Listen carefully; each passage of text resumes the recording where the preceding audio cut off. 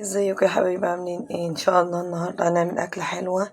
هي سريعه وخفيفه وجميله قوي، واغلبيه المصريين بيعشقوها. هي عباره عن كشري وبتنجان مخلل. البتنجان ده انا لقيته يعني انا كنت ناسيه في التلاجة، فقلت استفاد بيه وهعمله ان شاء الله بتنجان مخلل. خليكم معايا اوعوا تزهقوا. الحله على النار بتاعت الميه فيها ميه ومكرونه، وحاطين العدس يستوي، وحاطين الزيت عشان نعمل البتنجان المخلل. هيقدح، وبعد ما يقدح هنوريكم هنعمل ايه. دلوقتي يا حبايبي احنا قطعنا البصل اللي انا قلتلكم، هنشوف زي ما شايفين كده. هنعصره بالايد عشان يطلع محمر وحلو، نقلبه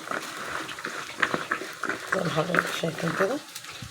وعايز ايه تاني؟ ماشي، نحط اهي كده،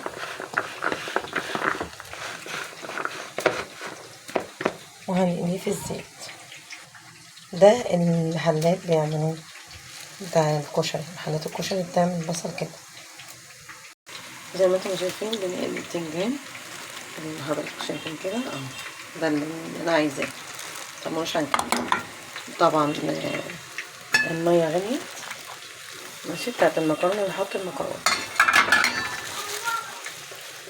نحط المكرونه، نحط الزيت،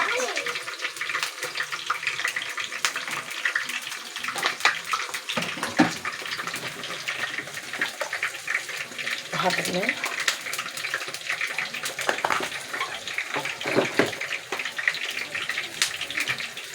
ونحط المكرونه،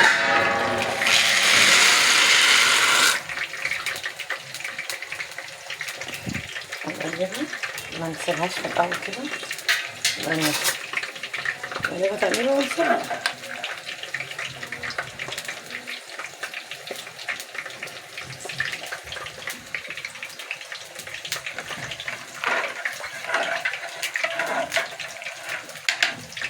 هي ونقلبها تاني. دلوقتي بعد ما شلنا البتنجان هنحمر البصل زي ما حضرتك شايفين كده.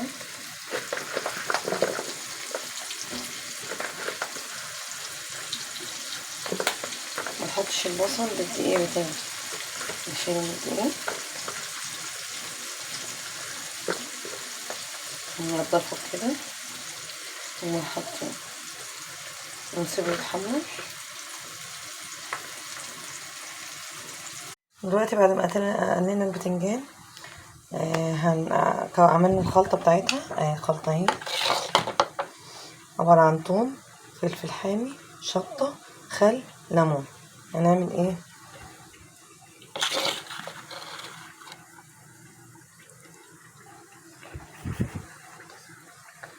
هنحط كده وعليه من فوق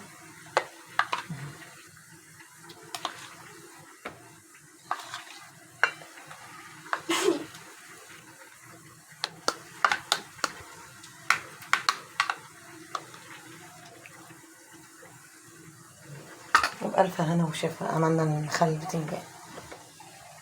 دلوقتي يا حبايبي شايفين البصل اهو بيحمر، ان شاء الله هيطلع مقرمش وجميل. بس امشوا انتوا بس على الخطوات دي، خليكم معايا.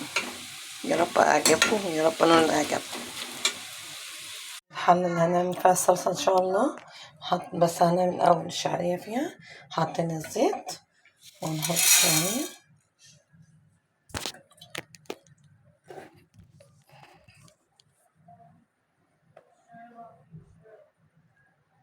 زي ما حضراتكم شايفين كده. هنحمرها ونرجع لكم تاني.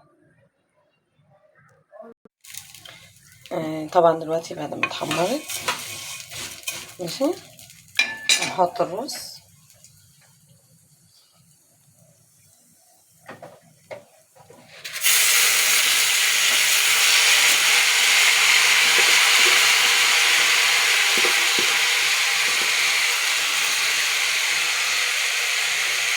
اتنين تلاتة.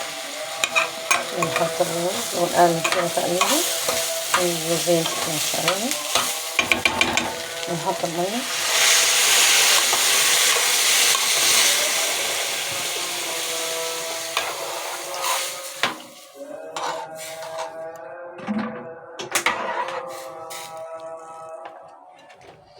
نسيب الشوربة ونرجع لكم تاني. دلوقتي حطينا حلة صلصة على النار، حطينا فيها زيت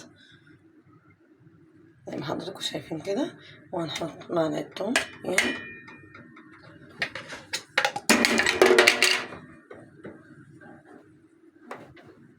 ونولع النار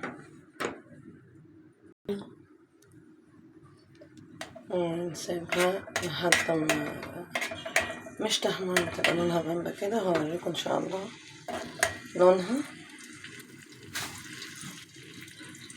حضراتكم شايفين كده الطماطم اهي حمرت اهي. نحط الصلصة،